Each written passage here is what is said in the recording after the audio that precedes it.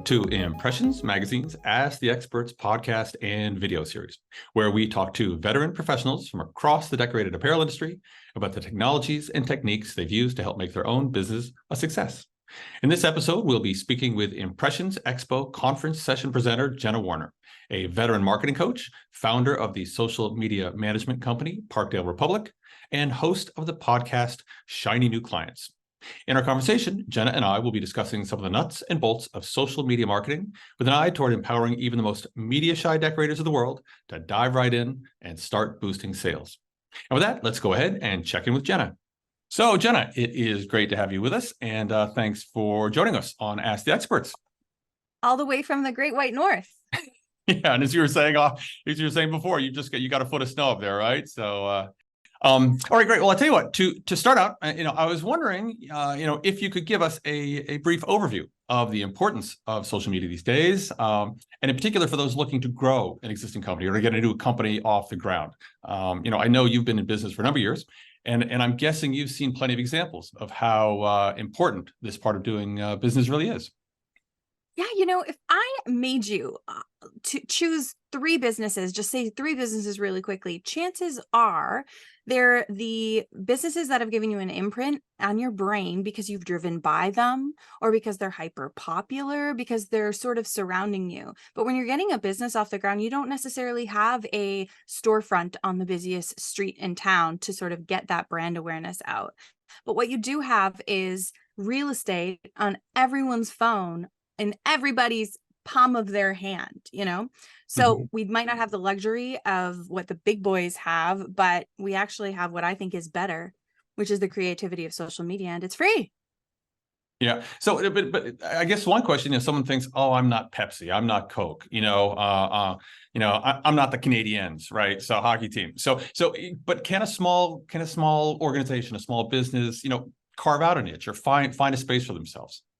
Yeah, absolutely. Actually, the trend of marketing, advertising, social media, everything is moving towards people looking for more authentic content. And especially the younger generations are looking for and prefer to follow influencers and indie brands and small business versus the big boys. Like, I've actually worked for companies where part of the change that we sort of put into their social media and the redirection that we go is reminding their audience how small they are, because when they start to look big and polished and established, your audience is a lot more critical of you typically. So it's actually also a strategy to look small and grassroots. Meanwhile, every small business owner on the planet is like, oh, how can I look more professional, more professional? I'm not saying don't look professional, but there is benefit to being small and fresh. There's a kind of a genuineness to it. You're not selling people a bill of goods. You're selling the real you kind of thing. So yeah, absolutely. And being the face of the business, like, people want to know who they're buying from. Right. Well, I know, we talked that we've communicated a little offline before this, but I know I've actually, I've been on your podcast. I've checked out your podcast. It's in your site, and I know you talk about it. A lot of it's about people, right? I mean, the simple fact that you're a person, that you are a professional apparel decorator, that you're a creative person, that alone is a good selling point, and it's something that people can identify more than, say, Pepsi, right? Yeah, well, every service-based business owner thinks products have it good because you can post pictures of your product, but I think that's low-hanging fruit. I think that's, sure, yeah, do that, but there's so much more that we can do. Meanwhile, every product-based business owner thinks the services have it good because they have like a reason to show up. But no matter where you're at, one side thinks the grass is always greener. And I'm out here saying, stop doing what your competitors are doing. Stop doing what other people in your industry are doing. Stop doing what just anybody is doing that you open your phone and look at and trying to emulate them. You get to like rewrite the rules. Interesting. And that's part of it. You want to be different. You want to stand out. Yeah, absolutely. And also know that you're selling by not selling. So just the content that talks about your brand values, just the content that talks about behind the scenes in your business and the making of, and ordering that shipment that never came and how stressful that is as a small business. Like, all of that is also selling. The sales posts have to come as well. But the way that I like to look at it is you need growth content, nurture content, and sales content. And everything is leading consumers toward falling in love with your brand and making a purchase. Interesting. Well, I know we are going to get to, I believe you call it the funnel. I've seen you refer to it as the funnel. But before we do, what, I'm talking to other decorators, and I know, quite frankly, even in terms of promoting our own brand here at Impressions, sometimes there's a certain, almost a mental barrier to it, or maybe there's a time crunch barrier. And I'm sure you come across it as well, or you see companies like that as well. They're doing great stuff. So for those of our listeners, our viewers, who maybe haven't done this yet, who are like, oh, I know I need to do this, maybe almost to give them a feeling of common cause, what have you found to be the most common reasons that maybe companies or individuals fail to take advantage of social media? Like you said, it's out there. You've got a piece of everyone's phone. I mean, are there reasons? Is it just time? Is it some people scared, nervous state? What have you found in your experience that maybe prevents people, like, quite frankly, some of our subscribers, from taking advantage of this opportunity? Adam, the worst sentence for people, and the sentence that is a epidemic, is, well, that won't work for me because well, that won't work for me because every time you hear yourself saying it or thinking it, I want you to stop dead in your tracks and say, is that true? And if you're fighting for a reason on why it's true, ask yourself, why am I fighting for this? Why am I fighting for this to be hard? Because I've worked with I've worked with small business owners for, I don't know, many years. And this is true for everybody. And I understand that we have roadblocks. Like, we have tiny little things that get in our way. We have big, juicy things that get in our way. But the worst thing you can do is just write something off as something that won't work for you because you don't know how to do it, or because there's some sort of small barrier. Because it Right. will work for you. Oh, I can't be the face of my business because, well, why can't you? Is there somebody else on site who can? Can you hire someone who can? Can you hire influencers? Or let's go back to, why can't you? Whatever the thing is in the way that we think won't work for us, what really is the problem? Well, I think personally, if nobody has a single takeaway from this conversation, I almost find that moving, quite frankly. I mean, that's a really, really good way of thinking about social media and, quite frankly, life in general. I mean, I think that's a super powerful tool to have right there. Just stop, take a deep breath. Like you were saying earlier, the big boys, they have their disadvantages. You wouldn't think it, right? But they have their challenges as well. Everyone does. So why not? That's outstanding. That is And outstanding. then, at the same time, if you go to Apple's Instagram or like Nike's Instagram, you know what they have on there? iPhone photos, because I can spot portrait mode from a mile away. Right. They're iPhone photos that they're posting. It's not all like professional, expensive photography. And why are they doing that? Because they want to look more like the little people. And why do they want to look like the little people? Because that's what the audience wants. Right. They can afford the most expensive studio photos that money can buy, and they don't. So yeah, no, that's super powerful. I'm really, really glad you brought that up. Um, well, getting back to what you were talking about before, there's also the complexity to the thing. I mean, maybe that's something that some people say, well, that really doesn't work. I'm just not equipped for that. Where do I start, kind of thing. So as you already alluded to, from what I've seen in your website and heard you, speaking and seen your podcast, which, by the way, I'm going to give you a plug right now. They're really fun podcasts, and there's a lot of good stuff in them. So we'll have in the show notes and in links, we will have the means by which people can get them. I would highly recommend you check out Jenna's podcast, especially, and videos. They're really, really entertaining and good and informative. Thank you. The podcast is called Shiny New Clients. Yes.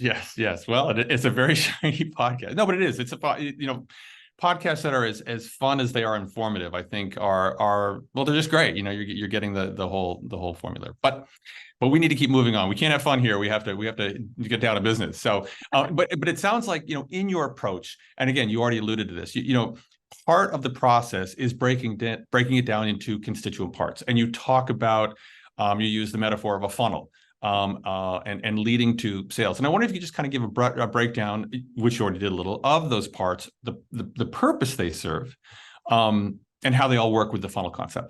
Yeah. So you've got, first and foremost, think the very top of the funnel, the big, if you're thinking about a literal funnel in your brain, the big wide opening at the top. And we want to shove as much into that funnel as possible of our ideal clients or people who might be interested in our stuff. And so that is what you use growth content for. So this is content, and its sole purpose is not to have a sale. It's not to get someone to click the link in your bio to shop. It's just to get new eyeballs on you. Because you think about it, if you go to somebody's, say you Google a website and you go to a website, you've never been there before, you have all these apprehensions in your mind, right? Like, Hmm. well, is this real? Is this just drop shipped? You know, is this going to be a quality? Where's my money going? Is this coming from the other side of the planet? It's going to take a million years. Like, we're distrusting, we're unsure. So think about how many. So it's important that we have multiple touch points with our audience to soothe those worries so that they feel more comfortable making a purchase and know that they might even make a purchase just because they love you and they love your company. And so that's going to inspire them to make a purchase. So we have this growth content. That's funny stuff. It's lighthearted. It doesn't have a sales pitch in it. If you're on Instagram, it's reels. If you're on TikTok, it's fun behind the scenes with a twist at the end. It's growth content. New eyeballs come on looking at you. So then those eyeballs, they're looking at you and then they follow you. And that's where they start to see the nurture content. So this is where you go, hey, you're safe with me. You can trust me. Look how nice these products are. Hey, look at all these other people who like these products too. And we start weaving in social proof. And now we're creating an actual community. We're creating an actual relationship with our followers. We're not just posting product shots. We're not just being silly and fun all the time. Right. And then I we guess get down. you're kind of showing you're a pro. You're reliable. You know, these Yeah. people were happy. You'll do for them. It's kind of like you go to McDonald's, and whether you like it or not, it's always going to be the same. You can rely on it. So I Yeah. totally Well, cut you off there, but I was just kind of thinking, yeah. when I was speaking at the Impressions Expo in Fort Worth, I had the audience, everyone in the room, shout out what makes them feel safe working with someone. So reliability, Mhm. quality, these are the types of things we hear. And you can do that exercise on your own as well. Like, what are the basic things that make me trust a company? And then how can we weave those things into our content in this nurture phase? And then we have sales. And people are more likely to make a purchase if they have a deadline. There's sales psychology there. That's why we have Black Friday sales. That's why we have coupons that expire. If the coupon never expired, the coupon wouldn't do its job. So as well. So then we Mhm. have the sales, which is where we actually push to make a sale with these people we've been nurturing. So you've got through these three types of content, and ideally you're putting up content in these little buckets all throughout the week. So you're always growing, nurturing, and selling all the time. Then once you get good at it, yeah, there's going to be crossover. But I find for small business owners, when you're learning how to do this at first, if you can keep them segregated in your mind, you can check that box a lot easier. Interesting. And just I suppose this varies dramatically, but what kind of frequency do you think is best for this sort of thing?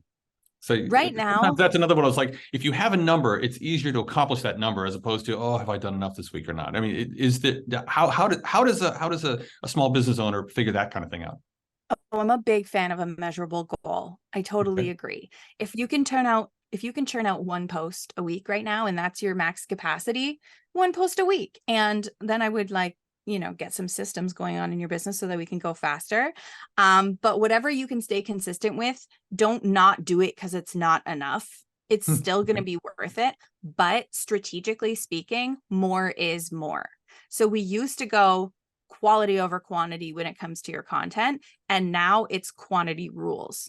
So we need to figure out ways to make content quickly. I always, when I'm like assessing a content strategy, I always make sure that there's at least one or two buckets of content in there that are really quick and easy to make, because it's just strategic. When you're a small business owner, you're doing it all yourself, or someone on your small team is doing it. We need to also build the stuff like that in. Like, we need to make sure some of it's really easy to make. Anyway, to answer your question, start with whatever you can start with, then move to 3, then move to 5, and then see how 5 feels, and then start tracking like how your content is doing and what's working the best.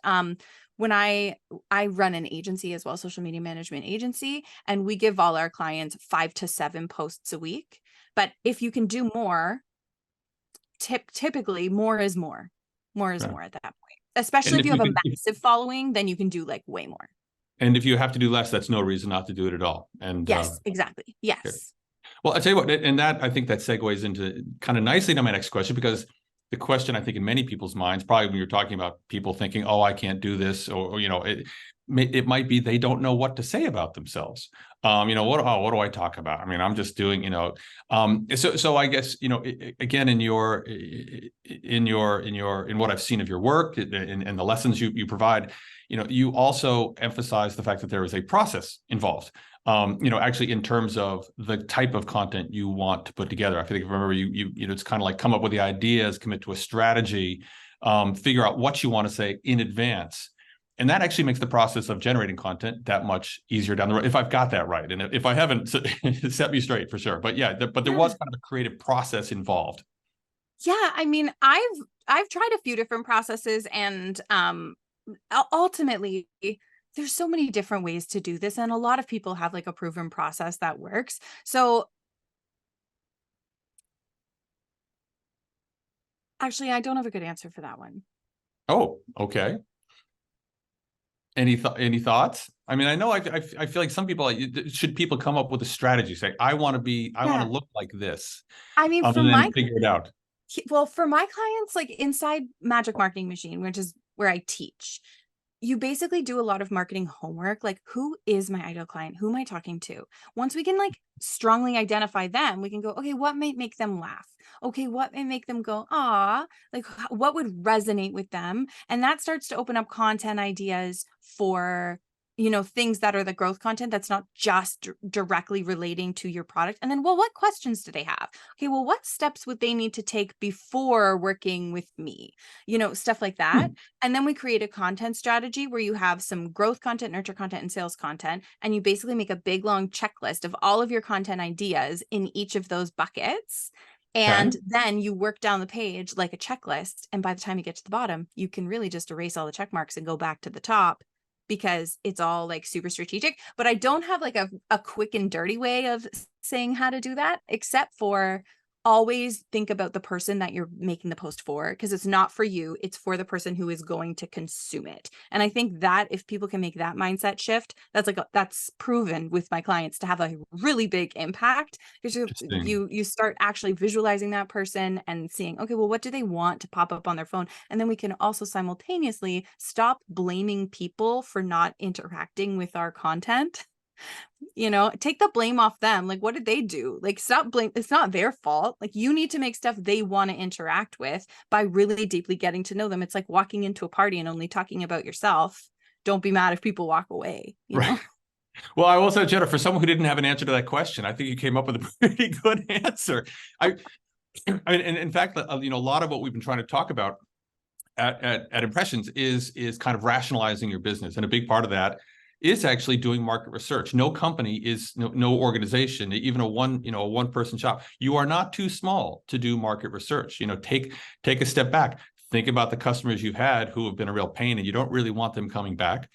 Think about the customers that you have who come back over and over again, you love to work with and are highly profitable. And then, like you said, then how do you keep those existing customers coming and find more people like that, more organizations like that? But yeah. Actually, I have an activity that can help for someone who's sitting there and you're like, I don't know what the heck I could post if it's not just pictures of my product, and I'm stumped.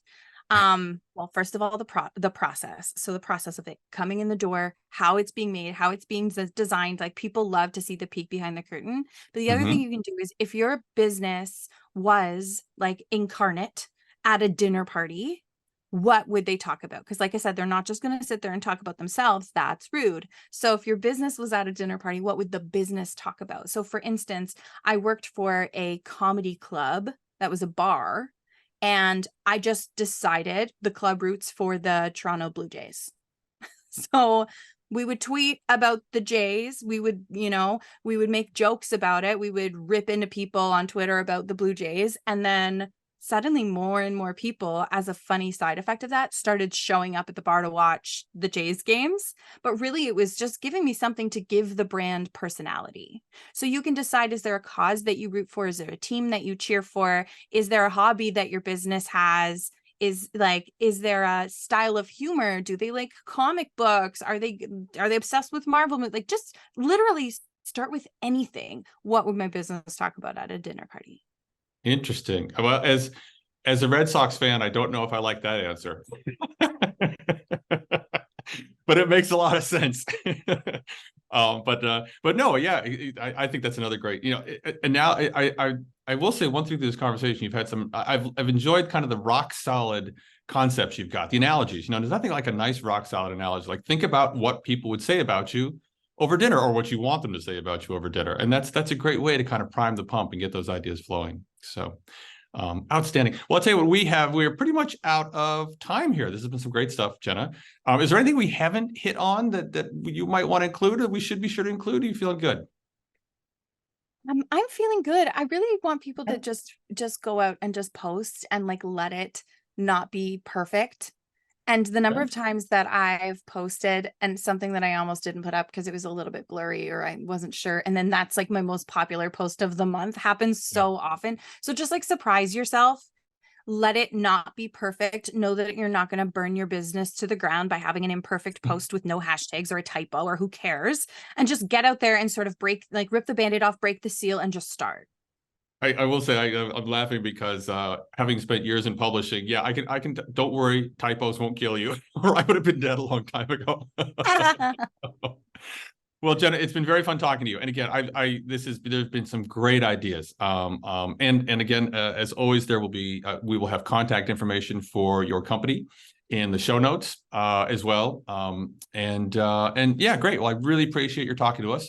And I'd love to have another conversation like this sometime down the road. As would I. Thanks for having me. All right, great. Thank you.